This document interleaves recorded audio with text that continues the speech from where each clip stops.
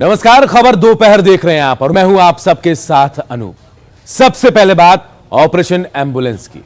जी हां, इस कोरोना महामारी के दौर में कुछ लोग देवदूत बनकर लोगों की मदद कर रहे हैं तो कुछ लोग ऐसे भी हैं जो लूट खसोट कर रहे हैं, इस मौके का फायदा उठा रहे हैं, आपदा के दौरान अवसर तलाश रहे हैं। जी हां, ऐसे ही लोगों की आज हम पड़ताल करेंगे, उनका खुलासा करेंगे ऑपरेशन एम्बुलेंस में।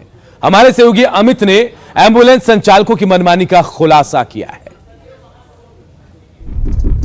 बिना ऑक्सीजन का 8,000। सरकारी गाड़ी थोड़ा है, ऑक्सीजन हमारे गाड़ी में नहीं है। ऑक्सीजन का रेट उसमें नहीं है, आप पढ़ लीजिए बढ़िया से। सरकार अभी रेट तो कुछ आया, इससे हमको मतलब नहीं ना।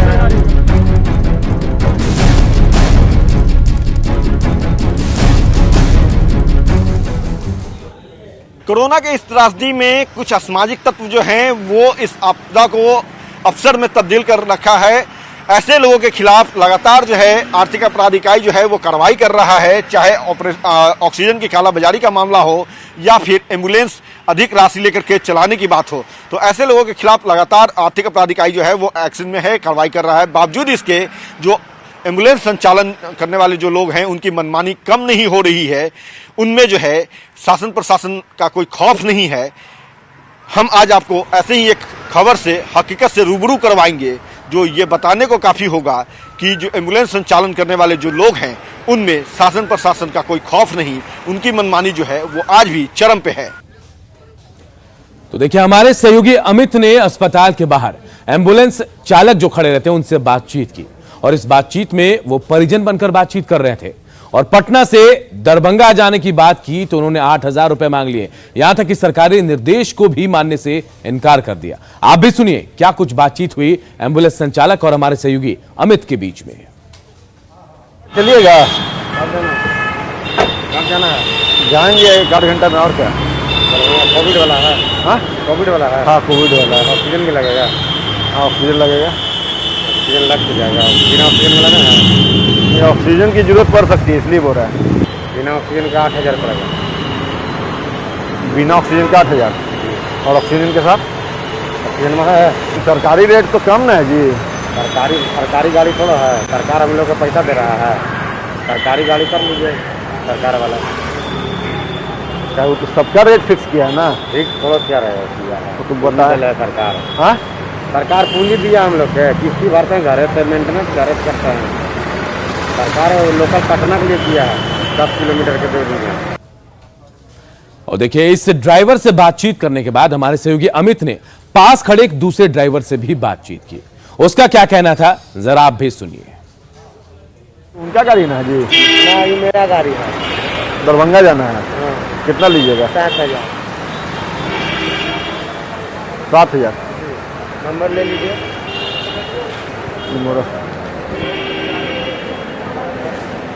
और कुछ कम कीजिए। कम ना होगा। हाँ, ऑक्सीजन देंगे? ऑक्सीजन देंगे तो फिर चार्ज बढ़ जाए। कितना ऑक्सीजन लगल है? हाँ, कितना लीटर का? 10 लीटर का। कितना होगा? बड़ा गाड़ी जाएगा वो वाला, देखिए। अच्छा, ऑक्सीजन के साथ मतलब कितना चार्ज होगा? ऑक्सीजन के साथ अगर जाइएगा तो 15,000 रुपया लगेगा। 15,000? जी। एम्बुलेंस संचालकों की जो मनमानी है वो सियासत हमने आप तक लेकर के आया और उम्मीद करते हैं कि ऐसे असामाजिक तत्वों के खिलाफ जो है वो सरकार और अधिक जो है सख्ती के साथ जो है वो कार्रवाई करेगी। ऐसे तत्वों को जो है सिर्फ इनके खिलाफ FIR दर्ज नहीं करेगी बल्कि इन्हें जो है कड़ी सजा भी जो है न्यायालय से दिलवाने का काम जो है वो आर्थिक अपराध इकाई और बिहार सरकार की तरफ से किया जाएगा। कैमरा पर्सन मनीष जुनेजा के साथ अमित कुमार, न्यूज़ 18 पटना। देखिए, एम्बुलेंस संचालक जो ये मनमानी उस वक्त कर रहे हैं जब सरकार ने एक तय राशि भी निर्धारित कर दी है। कितना सरकार ने तय किया, चलिए हम आपको ग्राफिक्स के जरिए बताते हैं कि सरकार ने क्या राशि एम्बुलेंस चालकों के लिए तय की। देखिए, छोटी कार है और 130 किलोमीटर की दूरी पटना से दरभंगा की है तो 2900 के आसपास पैसे लगे, 2940 रुपए। अगर AC है तो 3140 रुपए पटना से दरभंगा का किराया होता है। लेकिन यहां कितने पैसे मांगे जा रहे हैं? 8 से 5,000 रुपए आप खुद देख रहे हैं।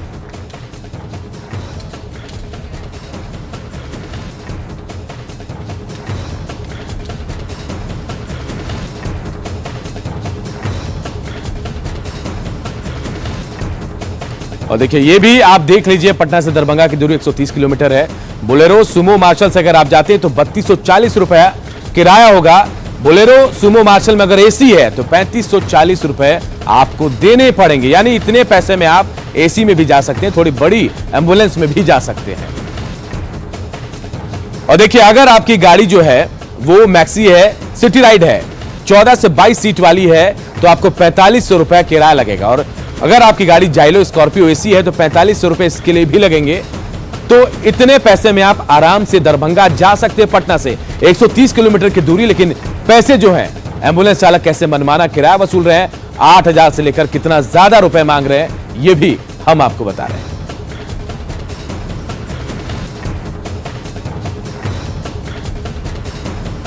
और देखिए इस खबर को दिखाने वाले जो कवर किया अमित, हमारे सहयोगी खुद हमारे साथ जुड़े हुए। अमित, हैरानी होती है जब लोगों को मदद करने की बारी, मौका मिलता है, आपदा के वक्त लोगों को मदद करनी चाहिए, ऐसे में ये ड्राइवर जो एम्बुलेंस संचालक जो है लूट खसोट का अड्डा बना रहे हैं, जरिया बना रहे हैं आपदा को।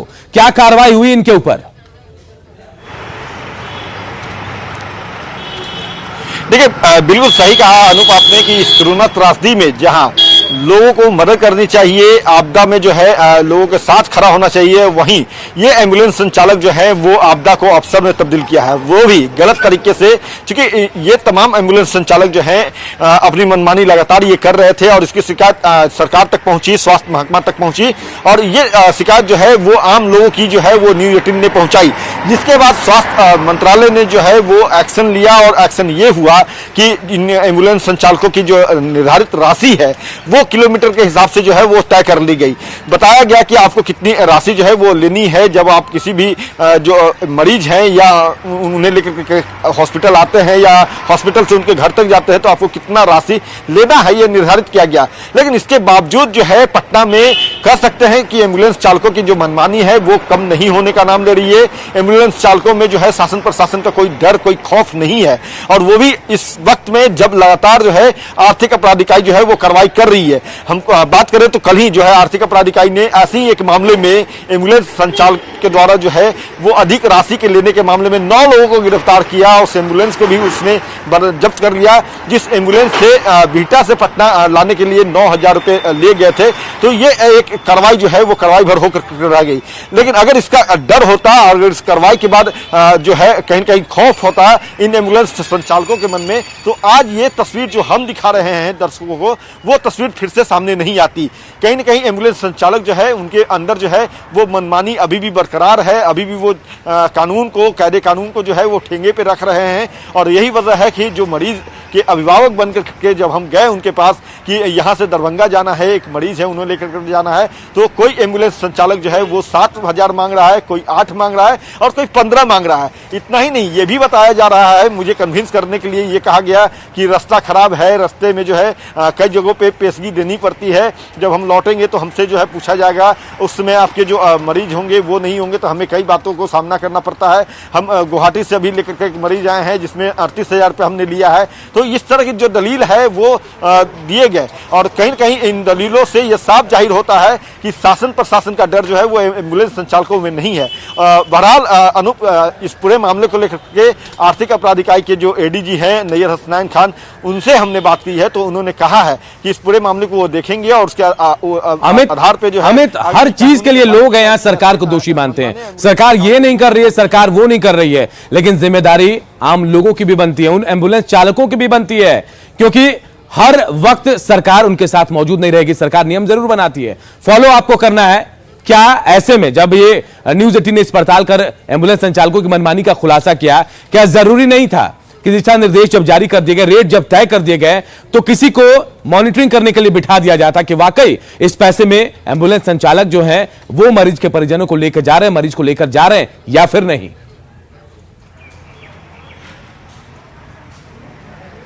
देखिए अनूप, इसमें थोड़ी सी हम जो है बातों को रखना चाहेंगे, क्योंकि स्वास्थ्य विभाग जो है जब एम्बुलेंस को लेकर के दर निर्धारित किया है किलोमीटर के हिसाब से जो है वो राशि निर्धारित किया है, तो उसके लिए मॉनिटरिंग सेल भी बनाया गया है। बाकायदा एक नंबर जो है वो जारी किया गया है और वहाँ पे लोग फ़ोन करके अपनी शिकायत दर्ज करा सकते हैं, तो ये व्यवस्था की गई है। लेकिन कहीं कहीं लोगों को भी लगता है कि हम किसी तरह अपने मरीज को लेकर के अपने घर चले जाएं या घर से हॉस्पिटल ले आए, तो वो इस पचड़ा में नहीं पड़ना चाहते हैं। लेकिन चूंकि ये पूरी गड़बड़ झाला जो है वो चल रहा था, जो एम्बुलेंस की चालकों की मनमानी जो थी, मोटी रकम वसूलने का मामला जो था, नाजायज पैसे वसूलने के जो बात थे, वो हम तक लगातार आ रहे थे और यही वजह रही कि एक जो है बेहतर चैनल होने के नाते हमने अपनी जिम्मेवारी को निभाया है। अब देखना होगा अनूप कि जो दायित्व आर्थिक अपराध इकाई की होती है या जो दायित्व जो है स्वास्थ्य विभाग महकमे का होता है, वो अपने दायित्व को कैसे निभाते हैं।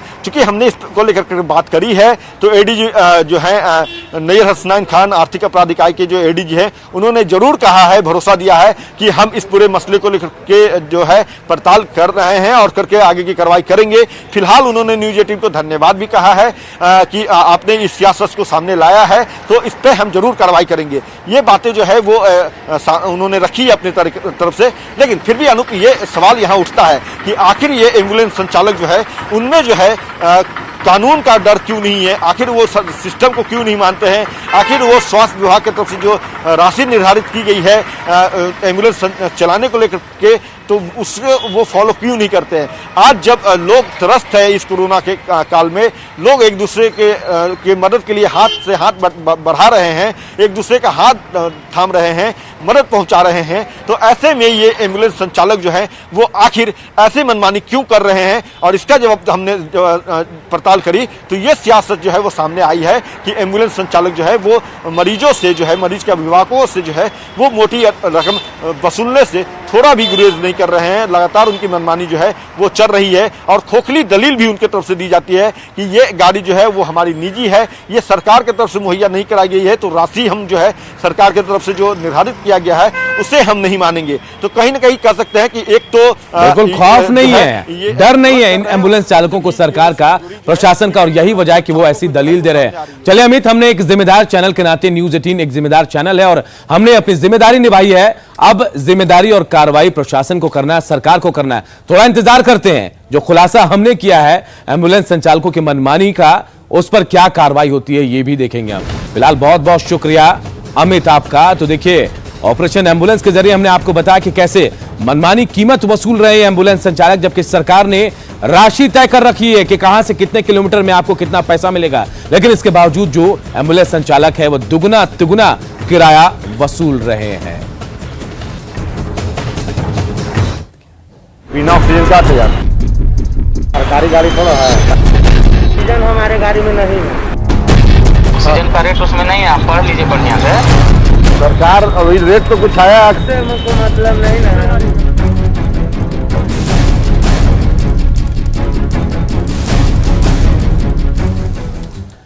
और देखिए, आपदा को अवसर बनाने की एक और खबर कटिहार से आई, जहां पर 226 सिलेंडर जब्त किए गए। जी हां, लोकमान्य तिलक एक्सप्रेस से 226 सिलेंडर लाए जा रहे थे और इसे जब्त किया गया। और इस मामले में शहर के 2 प्रमुख व्यापारी सहित 5 लोगों पर मामला दर्ज किया गया है।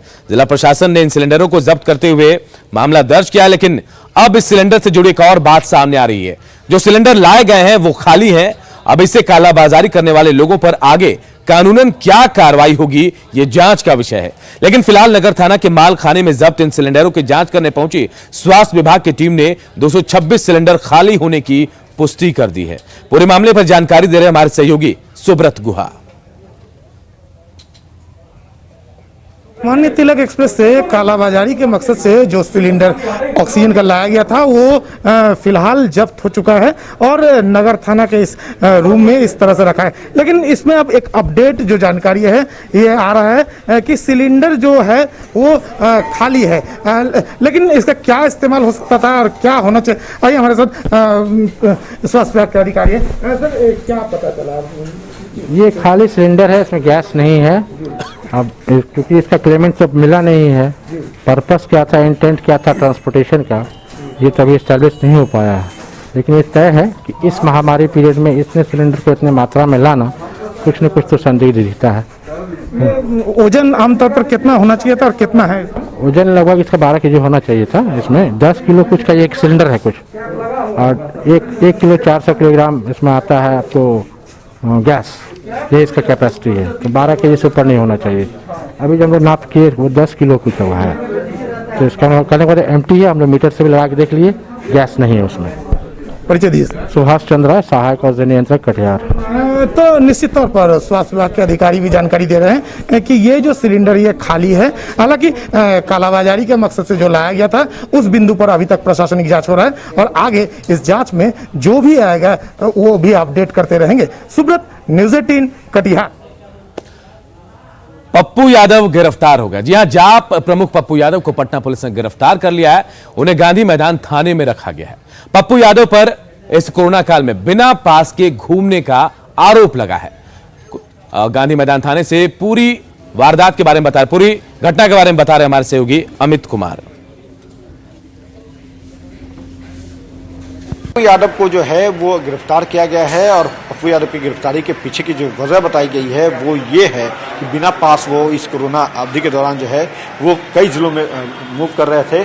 और देख सकते हैं कि यहाँ पे जो है पुलिस अधिकारी जो हैं वो मौजूद हैं।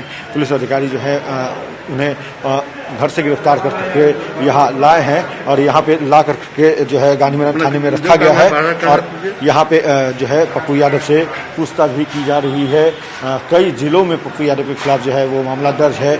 छपरा की बात कर ली जाए, मधेपुरा की बात कर ली जाए तो कई जिले जो हैं वहाँ पे जो है मामला दर्ज है और उसी के आधार पर जो है वो पप्पू यादव को गिरफ्तार किया गया है। गांधी मैदान थाने में फिलहाल रखा गया है इन्हें। और इसके बाद जो है छपरा पुलिस जो है उनको भी सूचना दी गई है पटना पुलिस की तरफ से कि पप्पू यादव जो है गिरफ्तार हैं। तो अब देखना होगा कि छपरा पुलिस पटना पुलिस के से जो है संपर्क साधने के बाद क्या उन्हें अपने साथ यहाँ से छपरा ले जाती है, आगे क्या कुछ कार्रवाई होती है बिहार पुलिस के द्वारा पप्पू यादव के मामले में। फिलहाल पप्पू यादव को गिरफ्तार करके जो है वो पुलिस अपने हिरासत में रखी हुई है। कैमरा पर्सन मनीष जुनेजा के साथ अमित कुमार, न्यूज़ 18 पटना। और देखिए, पप्पू यादव की गिरफ्तारी के बाद उनके समर्थक भी पटना के गांधी मैदान थाना पहुंच गए और यहां पर वो विरोध प्रदर्शन करने लगे। समर्थकों का कहना है कि पप्पू यादव के साथ गलत हो रहा है।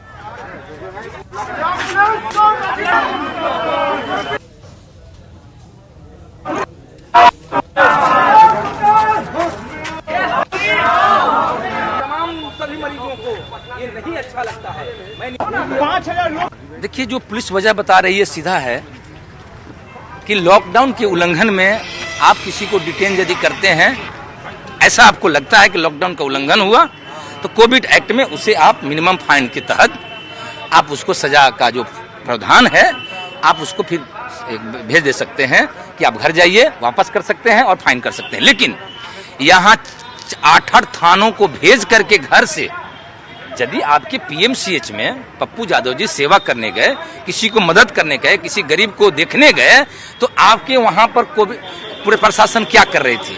क्यों नहीं आप वहीं डिटेन किए? पप्पू यादव जी तो कानून को मानने वाले लोगों में से हैं। अगली खबर रांची से, जहां डोरंडा के एक कपड़े के गोदाम में भीषण आग लग गई और इस आगलगी में गद्दे और पर्दे जलकर खाक हो गए हैं। हालांकि भीषण आग लगी थी और अनुमान लगाया जा रहा है कि लगभग 60 से 70 लाख का नुकसान हुआ है। इस भीषण आग पर फायर ब्रिगेड की 7 से 8 गाड़ियों ने कड़ी मेहनत के बाद काबू पाया। आगलगी के पीछे शॉर्ट सर्किट की आशंका जताई जा रही है। आगलगी की घटना का जायजा लिया हमारे सहयोगी ओम प्रकाश ने। डोरंडा थाना क्षेत्र में एक आगलगी की घटना हुई जिसमें एक दुकान का पूरा गोदाम जो है वो जलकर राख हो गया। इसमें आपको हम दिखाना चाहेंगे कि अभी भी जो आग की लपटें हैं उस पर भले काबू पा लिया गया हो, लेकिन इन तस्वीरों को देख आसानी से समझा जा सकता है कि काफ़ी भारी नुकसान जो है वो यहाँ पर हुआ है। जिस तरह से आग लगी उसे शॉर्ट सर्किट की घटना बताया जा रहा है कि आशंका व्यक्त की जा रही है कि शायद शॉर्ट सर्किट की वजह से आग लगी हो। आपको ये भी बताना चाहेंगे ये पूरा गोदाम था और इसमें पूरी तरह से जो कपड़े थे वो भरे हुए थे। खासकर यहाँ पर पर्दे और जो गद्दे का आइटम है वो रखा जाता था और पूरी तरह से आगलगी की घटना जिस तरह से हुई, आसपास के इलाके में पूरी अफरा तफरी मच गई थी। हमारे साथ दुकान के जो संचालक हैं वो भी हैं। 5 बजे हमारे पास यहाँ पे हमारे कुछ स्टाफ भी रहते हैं, उनका सुबह 4:45 बजे फ़ोन आया था कि दुकान से काफ़ी धुआं, काफ़ी आग निकल रहा है। तो फिर उसके बाद तुरंत हमने यहाँ से फायर ब्रिगेड का तुरंत स्टेशन गए 5 बजे पहुँचे। तुरंत वहाँ पे ऑलरेडी कोई एक जन पहले पहुँच चुके थे, तो वो लोग अलर्ट हो गए थे और विदिन 5 मिनट्स फायर ब्रिगेड वाले पहुँच चुके थे यहाँ पे। 5 सवा 5 बजे तक वो लोग आ गए थे यहाँ पे, लेकिन उस समय तक आग काफ़ी फैल चुका था और एक साइड का तो पूरा मतलब पूरा जल चुका है। मैट्रेस, कर्लॉन का मैट्रेस, रेडीमेड पर्दा वगैरह काफ़ी सब स्टॉक का यहाँ पे था। देख सकते हैं कि आग की भयावहता कितनी भयंकर थी, जिस वजह से 7-8 जो फायर ब्रिगेड की गाड़ियां हैं वो मौके पर पहुंची और तब जाकर आग पर काबू पाया गया। जो दुकान की तस्वीरें हैं, जो बाहर के अब जो बच चुके हैं सामान, उनकी स्थिति देखकर ये आकलन लगाया जा रहा है कि आग की भयावहता काफ़ी भयंकर थी। वहीं दूर दूर से आग की लपटें जो हैं वो दिखाई दे रही थी, उसके धुएं भी दिखाई दे रहे थे और पूरी तरह से ये दुकान जलकर राख हो गई। फिलहाल जो आग पर तो काबू पा लिया गया है और तत्परता की ही बात कहें कि जिस वजह से आसपास के लोगों में किसी तरह की नुकसान नहीं हुई है। कैमरामैन संत के साथ ओम प्रकाश, न्यूज़ 18 रांची।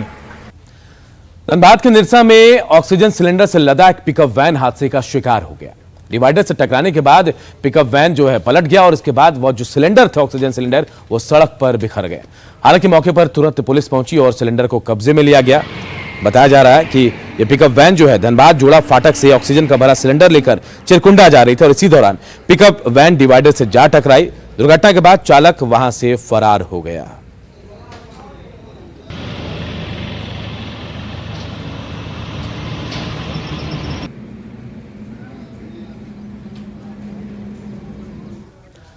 और गोपालगंज में लगातार कोरोना संक्रमित मरीजों का आंकड़ा बढ़ता जा रहा है। इसे लेकर प्रशासन भी गंभीर हो गया और अतिरिक्त बेड लगाने की कवायद शुरू हो गई है।